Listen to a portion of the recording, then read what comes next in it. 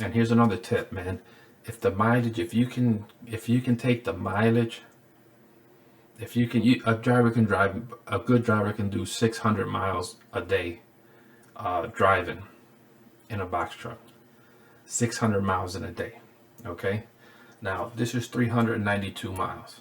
So that means you can deliver this in one day. If you pick this up in the morning, you can have this in there delivered for the same day. Okay, and if you're delivering the same day, that's expedited. So the broker is definitely getting a lot of extra money to get it shipped in one day. They might tell you, oh, you can deliver this tomorrow, but no.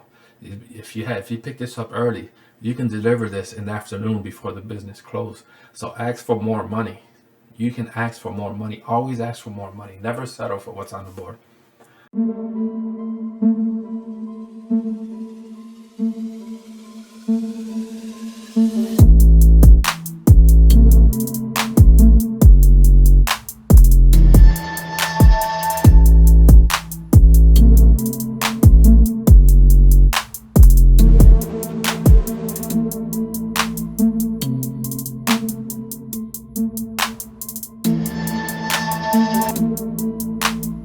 Questions asked. So what I do is I'll make a video and then I'll put it on my channel, so that way when people ask that question, I could just send them to the video. It'll be easier on me because I won't have to keep answering the same questions, and then I can go into more depth with a video. So I'm going to explain this as if this was like the first time you've been on the DAT board. So as you can see, I'm logged in. What you do is you go to search loads, and it's going to take you to this page so you can fill out all your information. Over here it's going to say origin.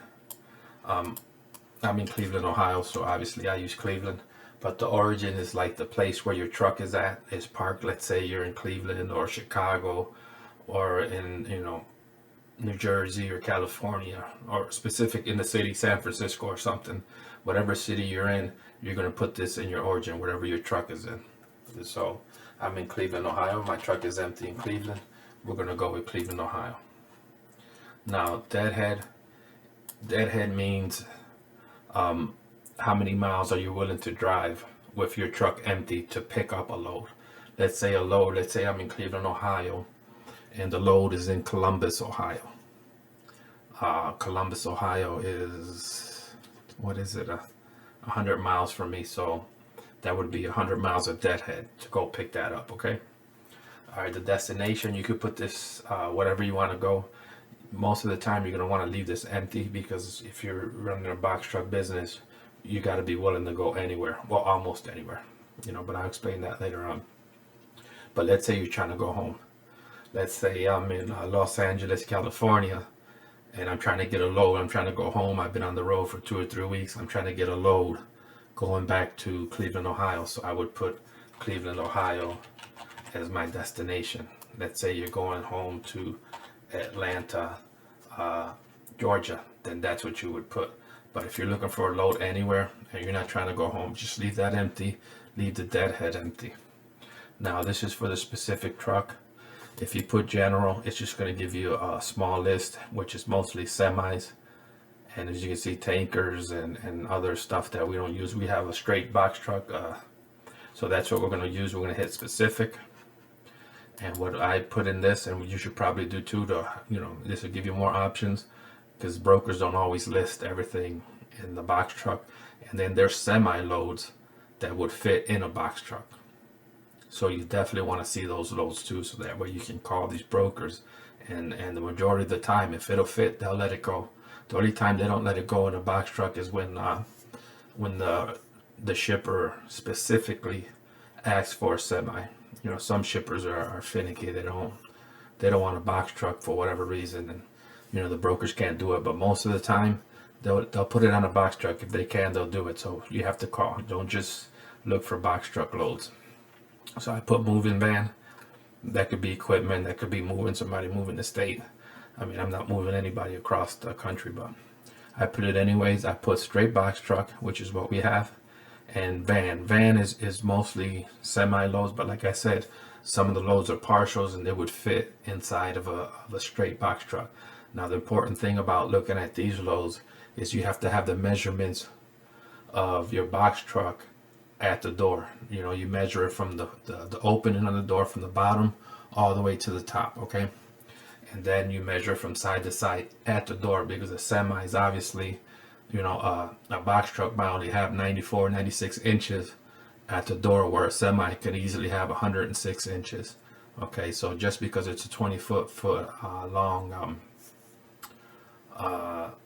load doesn't necessarily mean it'll fit. So make sure when you call these brokers that you get the exact measurements. There's times, and it happens all the time, where a truck will say, yeah, you know, I can fit it. You know, they're looking at the inside dimensions. Let's say it's 94 inches tall at the door, but the inside of the trailer it's 100 inches or something like that. And then they book it thinking that they can get it, but they can't get it inside the door. So make sure the measurements are good. This is van for, we click van air ride, van lift gate, because we have a lift gate, most of us do, van logistics, and van with blanket wrap. You should have blankets in your box truck. And then we put it for 26 feet. And then the how much you can haul. This varies from truck to truck. I've seen as little as 8,000, and then I've seen as high as 10,000. You know, you have to, what you do is you fill up your gas tanks in your box truck. You put all your stuff in there, your luggage, your pallet, your straps, your blankets, and then you go to a weigh station, and whatever's left is what you have left, and give yourself at least a couple 100 pounds of leeway in case you pick somebody up or you pick some stuff up on the road. Okay, so mine's 95, we'll put that. We'll take both partial and full loads. We look back 24 hours. That's what I look back. You can look back more, but let's see why it's necessary. Today's the 21st. It's almost 11 p.m., so we're not going to see a lot of loads. So it's almost 11 p.m. here in Ohio.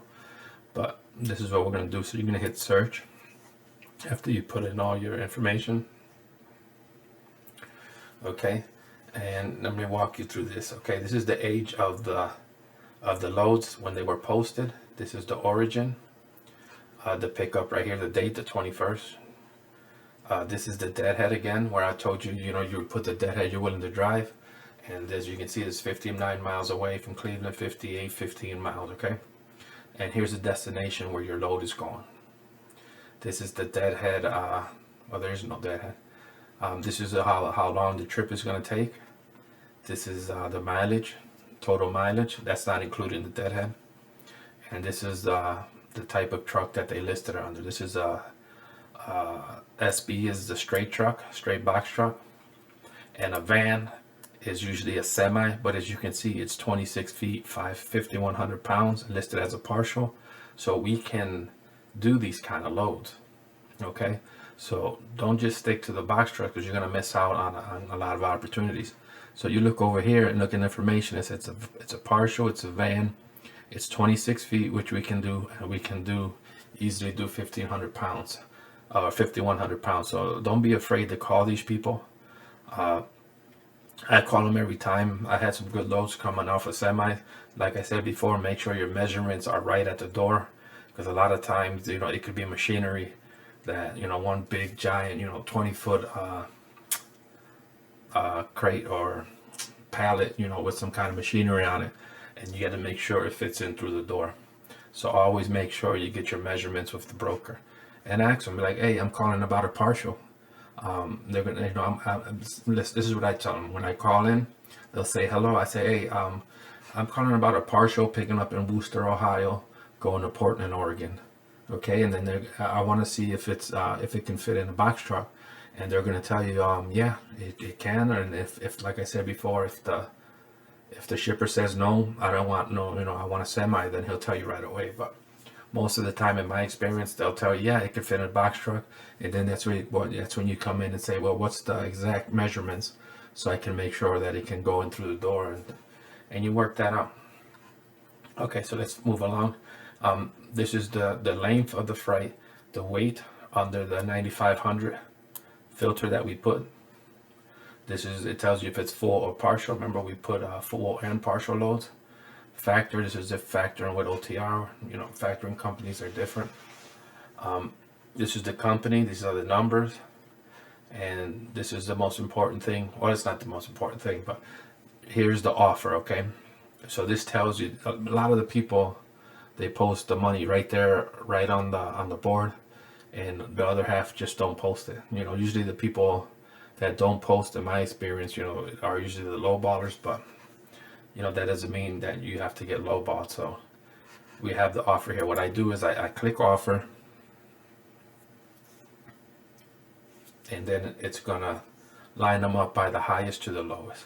And I scan through this first just to see if there's anything that right off the bat, you know, that I can, you know, take without having to call and negotiate for so long. So I skim through this first, and usually you want to get at least $2 a mile, you know, in your box truck, at least $2 a mile. And there's a little bit more. Well, there's a lot more to it. You don't want to go. You can't go to every state. Some states are going to be almost impossible to get a good load out of. So $2 a mile is not going to be enough. But you know, that's just a different video. I'll set that up for another video. But you usually want to get $2 a mile, and you can skim through this. As you can see, the first one's the Reno, Nevada, someplace I won't go, and it's 2,300 miles for 3,500. That's a rate I would not take, and it's so we'll move on. We'll move on to the next one. So this one's definitely not $2 a mile. Scroll down. This is 621 miles for 1,300. That's definitely $2 a mile.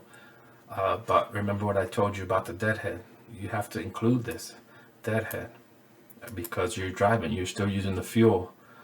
You're burning fuel to get to the place. So you definitely want to include your deadhead. So I have a calculator here. I keep at my desk. Big numbers so I can, you know, type in quick. So 118 plus, what is it? 621.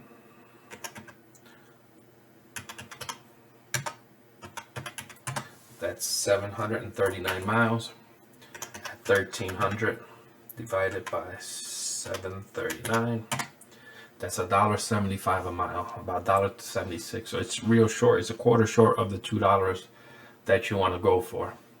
So including the deadhead. Now, if I was already in Marion, Ohio, this would easily, you know, I can make the $2 a mile easily, but I'm not. So you have to, when you call these people, and even if it's $2 a mile on the board, negotiate a higher rate. You know, you don't have to just say, take what's on the board. I always ask for more, and I ask for 200 to 500 more, depending on the state that I'm in.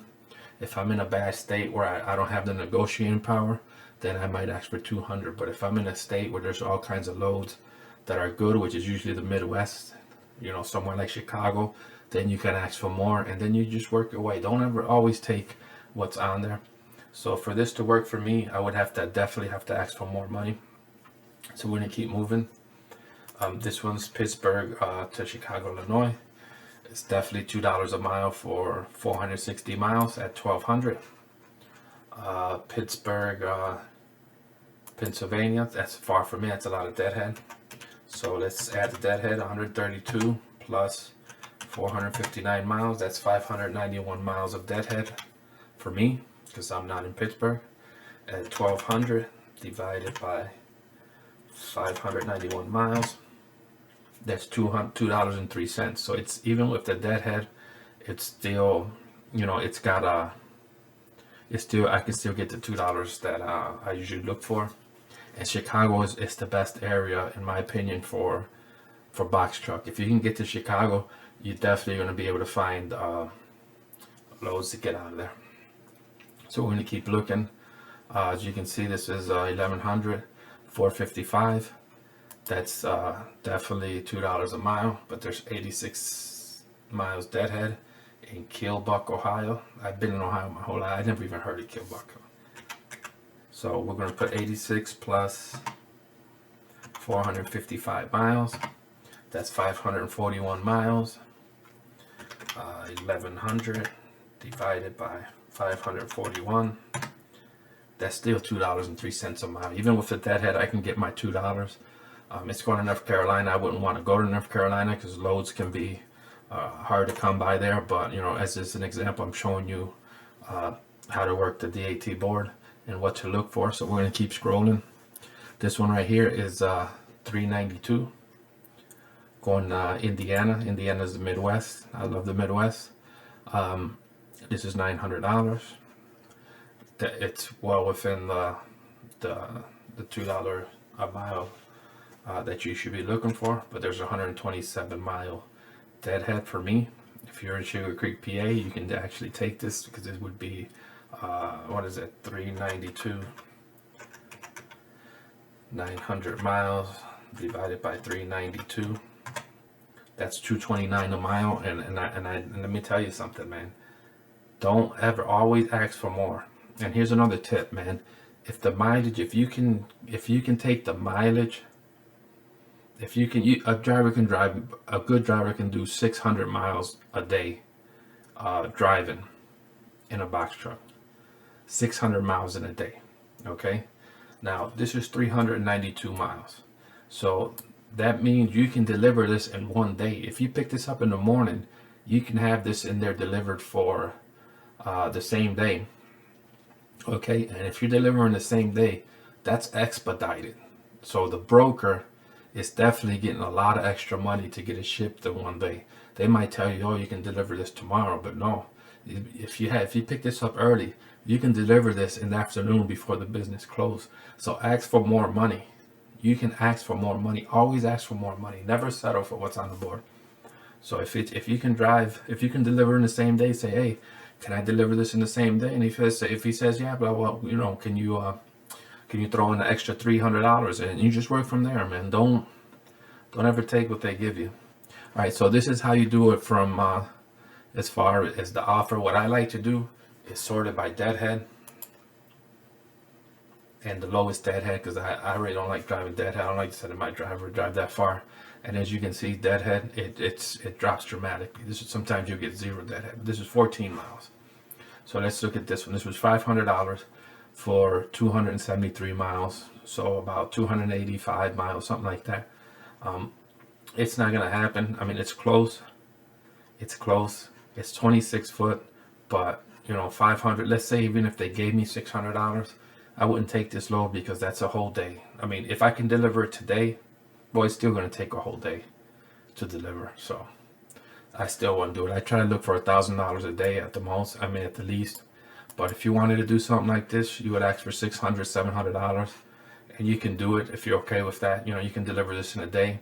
I wouldn't take it because it's up, you know, it's probably upstate New York, and you're probably not going to get a load, you know, when you drop this off. So this is deadhead. This is good to look at. So if you don't want to send your drivers far and you don't want to burn gas, the closer the better. This one's going to Colorado, California. Colorado, that's a no-go. Florida's a no-go. Florida's another bad state, man. You have to get another at least $1,000 on top of the $2, just so you can, you know, in case you have to deadhead or take a bad load. I'd rather deadhead than take a bad load out of California because these brokers are out of control. And let's see, here's another one. This is Louisville, 400 miles, but it's 77 dead. So now let me show you how to find loads for the semis. As you can see, the semis are listed under B. This one has no footage, so it's probably a full semi. It's 7,000 pounds, probably a bunch of cups or something, styrofoam or plastic. So we're gonna look for something in a semi that we can ask to put on a box truck. So what I do is I sort them out by length. Or matter of fact, let's set them up by type. Equipment right here, click the V. And this is how you try it. I found great loads coming off a semi. So this is what I like to do. The SB is the box truck and the van loads. You see, this is made for a semi, but it's 20 feet and it's 4,000 pounds. Now, make sure to read over here because they'll tell you. It says swing doors only because skids are 104 inches tall. That's why I said you have to get your measurements from the door and make sure you have. If you're in a box truck, most likely you don't have swing doors, and you're probably going to have like about 94, 96 inches. So this won't fit in the truck, in a box truck. Even though it's 20 feet, 4,000 pounds, you will never get in the door. So make sure you do this so you're not driving to a place and then you can't fit the thing, because then you'll waste your time, maybe even waste a day. So let's look for more loads. This one's 15 feet, 7,500. These are U boxes. Global Trans does the U boxes. These are a pain in the ass and they don't really pay much. But let me see if I can find another van load. This is a semi load here. It's 26 feet, 5,100 pounds. It's going to Portland. Doesn't have the money, but what you do here is you call them. You say, hey, look, I'm calling about a partial load picking up in Worcester, Ohio, going to Portland, Oregon. Would it be possible to put it on a 26-foot straight truck? And they're going to tell you right away. They'll say, yeah, it can fit on a straight truck. And if he says that, you can start negotiating your rate.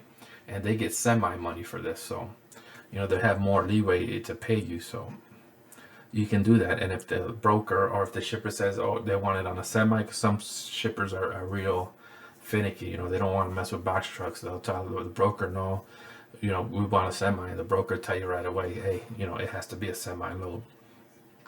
So this is how you look for a load on DAT. I try to make it as simple as possible. It's hard not to, you know, add stuff to it, but like I said, I'll make another video for other stuff. And another thing, while you're looking for loads, make sure your loads are factorable. Grab the MC number here, copy it, and go to your factoring. Your factoring should have a credit check where you just check the credit, and if it's a green, it's a go, it's a go. If it's a red, no go. Just click this. Let's say, let me grab a bad load here. Just click it here if it's not factorable, and click hide. Hide these loads so that way you just eliminate them. So that way they're not in your face, and you know, keep popping up, because they'll keep popping up. They keep reposting them. Let's say you can't factor this load. Click here, hide it. Just keep hiding them and make sure they're factorable. Don't.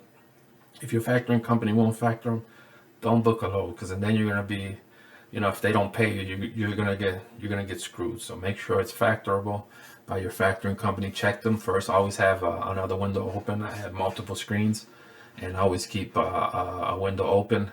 But always check the loads first. I mean, the credit check first, and if they're good, just give them a call. I have this right here, this Ring Central. What I do, as soon as I know they're factorable, I copy this, I put it. This one doesn't have a number, so let me grab another one. And I click this, and I hover over, and all I have to do is just hit the phone. I call them instantly. You know, I'm always the first. Sometimes stuff will pop up instantly, and I'll see it. And then I'll just, you know, just hover over, I'll hit click, and I'll be the first one on the line to get a hold of them. So that's what I do.